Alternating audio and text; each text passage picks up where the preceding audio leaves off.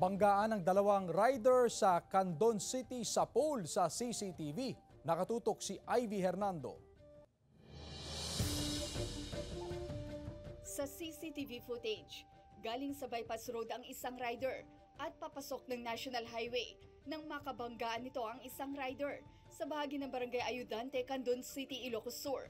Sugatan ng dalawang rider na dinala sa pagamutan.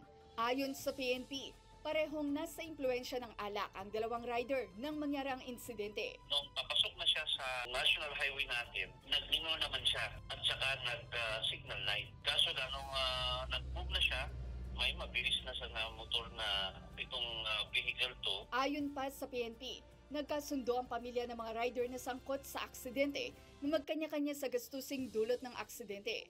Pero payo nila sa mga motorista, importante ang defensive driving at pagtalima sa speed limit, lalo na kapag nasa town o city proper.